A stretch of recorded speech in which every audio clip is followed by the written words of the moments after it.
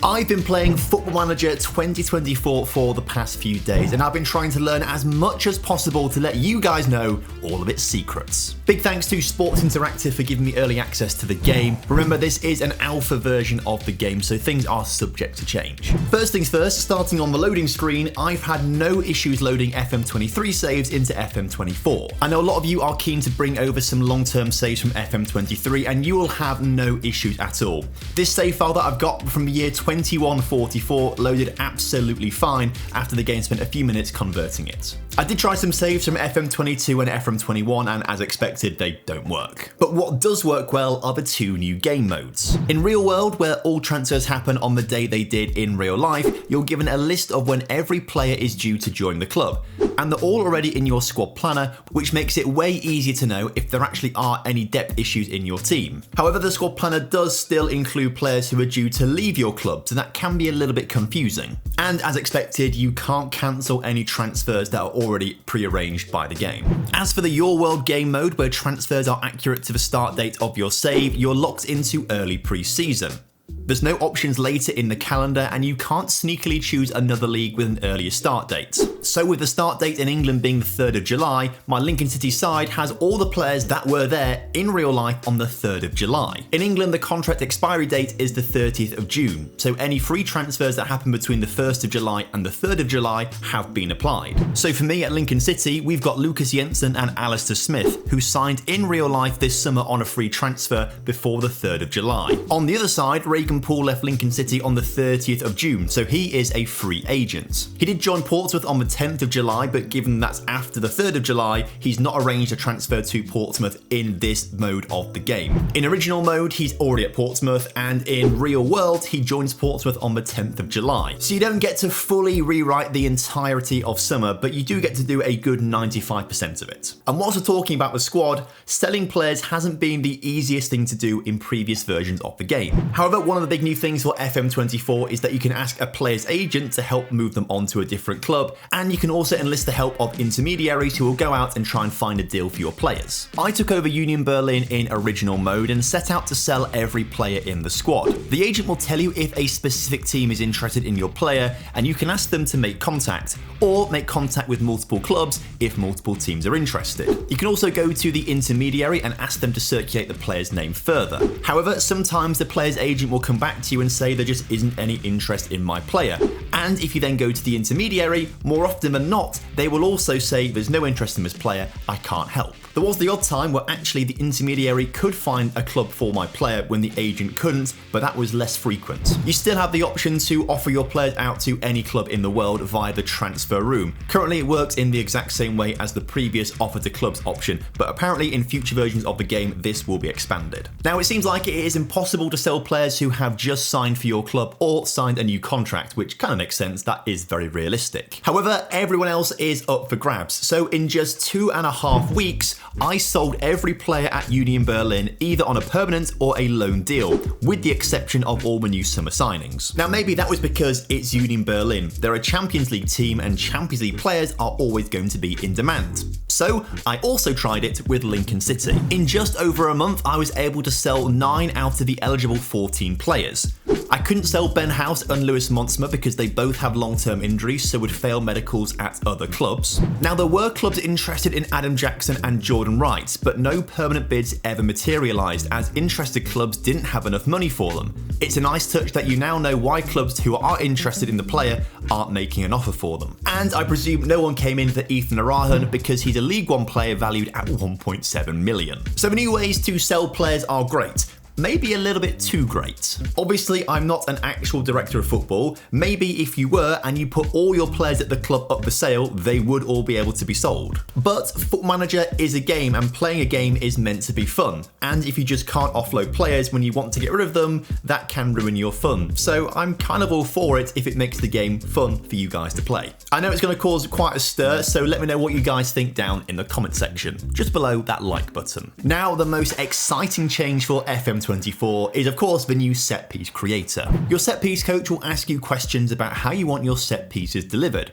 Don't fret if you don't have a set piece coach, because all coaches now have this new set piece attribute, so you can use any one of them to set these set pieces up. Once you've answered all the questions, you are then presented with the set piece tactic. Now, if you're not into micromanagement, you can just leave it there. You can assign coaches to take control of certain areas or all areas of set pieces. But if you want full control, you can have that. As part of the creator, we said we wanted to aim for the far post and use in-swinging corners. That's reflected at the top of the screen, and we can change that whenever we want. The corner taker is currently Joshua Kimmich, because the preview is taking a corner from the left-hand side. If we change it to the right-hand side, it's now Leroy Sané taking the corner. Obviously, you can change your kick takers by moving them up and down the order and adding new players in. Notice how the game is using Sané as our first choice left-footed kick taker because Rafael Guerreiro is currently on the bench, highlighted by the yellow bib he's wearing. And if you only have one good corner taker, you can set them to take every single corner from both sides if you want. Now we get to the fun stuff, planning where your players go on the pitch. Using an attacking corner as an example, we've got 4 categories. Aerial threats are your big lumps who are aiming to attack the ball as it comes into the area. Box threats are your players who can quickly pounce on a near post flick or a knockdown to get a shot on goal. Creators are players who lurk outside the area who will look to recycle the ball if it comes outside the penalty area, and recovery defenders are players who are best at defending counter-attacks. So essentially, you have 9 players outside of the kick taker and the goalkeeper that you can control the positions of. You can change any of the 9 players' position from where they stand in their area. For example, I might want my third biggest aerial threat to also lurk at the far post so we can maximise the chances of winning a header in that area. I also feel like I don't need 3 recovery defenders, so I'm going to move one of them to be a box threat to add another body into the penalty area. Currently, my 2 recovery defenders are set to stay back if needed. Stay back if needed works on a +1 basis. If the defending team leaves 1 attacker up top, then you will have 2 recovery defenders to watch out for them.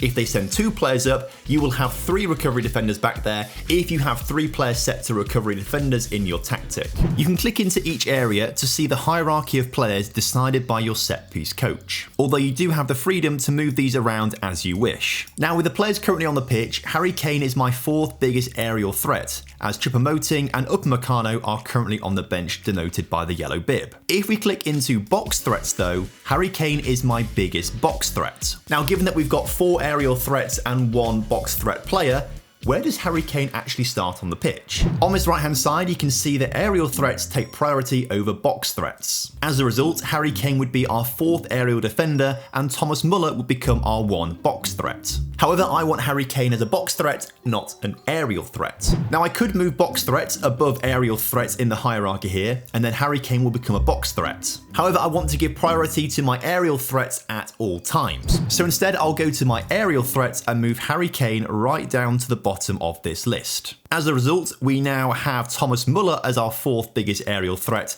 and Harry Kane will always be the number 1 box threat. So once you're done messing around with your set pieces, you can then go to this preview options button and preview with your starting 11 to see exactly which players are going to be in each position on the pitch. Also, you can create multiple routines and set their frequency. Click the plus on the routine button, create a new routine, perhaps a short out-swinging corner, and then you can set the frequency. I want my first routine to be used more often and my second routine to be used less often. And you can see the ratio of how much each of these routines is going to be used in a match. Hopefully this way you'll be able to keep the AI on its toes when it comes to your set pieces. Now, one thing I was a little bit unsure on in this current build of the game that I've been given is I cannot actually get back to the set piece creator at all. Now, you don't necessarily need to be able to do that because you can make all the changes you want from the instruction screen. But a more casual player of the game who might not want to go through all of these instructions and just wants to go through the wizard every now and again to change their set pieces, I really hope there is a way for them to go back and do that when the full game comes out. I won't take you through free kicks and throw-ins, they do work in very similar ways, but I want you guys to have something to explore when you get the game for yourself. The biggest difference I've noticed in the match engine this year is just how smooth everything looks. First of all, the ball physics have been redone.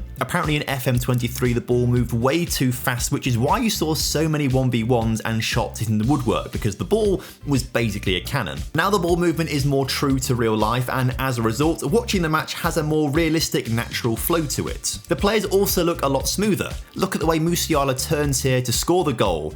it just feels a lot more fluid than previous iterations of the game. They've also improved how players position themselves on the pitch, which has been a really nice upgrade that I've had fun experimenting with. It is now way easier for you to actually implement your tactical style on the pitch. I've set up in a 4-2-3-1 with Bayern Munich. I've got Alphonso Davies as a complete wingback, and I want him to get forward as often as possible to put crosses into Kane and work with the inside forward Gnabry to create chances. We've also got Kimmich as a roaming playmaker, so he's likely to pick the ball up deep and then drive forwards. So to make sure I've got some balance, Goretzka is a ball-winning midfielder alongside him. But given Kimmich and Davies are getting so far forward, I want to make sure we have enough at the back. So I've set Mazraoui as that brand new role, the inverted fullback, where hopefully he's going to move across to settle into a back three with the two current centre-backs when we go forwards. Before the inverted fullback came into the game, this wasn't really possible. And before this positional play upgrade, De Ligt wouldn't really move across to cover Davies as effectively as I would have liked. But that has now all changed. In the screenshot, you can see that Alphonso Davies has the ball out wide on the left-hand side, and De Ligt has shifted over to cover where Davies would be in the defensive shape. Kim has moved into the centre of the defence, and Mazraoui has shifted over to be a right centre-back in a back three. Now, Goretzka has just made the pass from deep, so maybe he's a little bit further back than he should be, but you can see he's running into a central space to cover for Kimmich, who is now getting further forward into the half spaces. Usually, when I create a tactic, I've got an idea of how I want it to work in my head, and the match engine can deliver on that 80 or 90%. But this was literally the first game that I'd played with Bayern Munich, and they were doing exactly what I wanted them to do at the first time of asking. So I think whatever vision you have for your tactics, you will be able to get that across in this version of the match engine more than ever before. Also, whilst we are on the topic of tactics and positional play, there are a couple of limitations to it. You can only have 3 players in each central area of the pitch. For example, if you're playing a back 5 with inverted fullbacks on each side, you won't be able to have 5 centre-backs. The fullbacks will just sit a little narrower than usual. In a similar vein, the halfback now slots into the back line, but only if you're playing 2 central defenders. If you have 3, they just won't drop in, they will stay in front. Whilst this does sound kind of limiting, I don't really think there are many situations where you're going to want more than 3 players in a single area of the pitch. Although I watched Lincoln City versus Burton Albion this past weekend, and when Burton were defending, they had a back 6. They won the game 1-0, so maybe it is a viable tactic, and maybe in future versions of Football Manager that will be able to be implemented. Player targets is another area that I really wanted to test out, but they're not really working as good as they could be, at least in this version of the alpha. We'll start off with the good. For example, in this Lincoln City save, I tried to sign Lyle Taylor on a free transfer. When signing a new player, you can only set a target for the upcoming season. So I wanted him to be a regular starter this season, and if he scores 15 goals, he can be an important player the following season. But when you add in a playing time promise for the following season, you can't add a target, which does make sense because that is quite a long way away. I was also able to set a target for Dylan Duffy when I sent him away from the club on loan. This was also a good chance for me to assess for new player interactions. And Dylan started off quite aggressively, but when he realised I was just trying to help, his eyes lit up. He's currently a breakthrough prospect, so I said he could be a squad player when he gets back from loan if he proves himself. The game then let me choose between match ratings, goals, or assists. I went for a match rating of 7.1, which he felt was fair. You can also set targets for your players when you criticise or praise them for their recent training and match performances. I criticised Hakeem Adelican's training performance, and it then let me set him a target. I went for the improved training rating and then asked him to get an 8 out of 10. He didn't like that, or my lower counter offer, so I will be selling him immediately. I did the same with goalkeeper Jordan Wright, and after initially disagreeing with me, he eventually agreed to buck his ideas up and hit a 7.2 training rating. I do think targets could be improved. One thing that I don't like right now is that you have to criticise or praise players in their training or match performances to actually then set the target. Now, the current system works quite well for mid-season. If a player drops out of form, you do want to incentivise them to play better. However, I would really like to see an option for a specific discussion with a player to set targets during pre-season. For example, Jovan Makama is a breakthrough prospect in my team. If I could say to him during pre-season, if you score 5 goals across the season, next season you will be a squad player. Actually, in a really similar way to how we set a target for Dylan Duffy on his loan spell. Perhaps you could also have the option in January when you want to reassess your squad a little bit, and it would be really cool if you could set a target for a player when you promote them from one of your youth teams into the first team. If they achieve it, they can stay in the first team, but if not, it's back down to the under-21s. So overall, I think there are some really tangible upgrades to FM24, particularly around the match engine, which I was not expecting given the big changes coming for FM25, so I am very pleased about that. Obviously, as I've mentioned in the video, there are a few things that I want to see tweaked in the game, but overall, it really is the most polished version of Football Manager to date. I'll be putting out plenty of content when the beta comes out, so make sure you subscribe to the channel so you do not miss a single thing.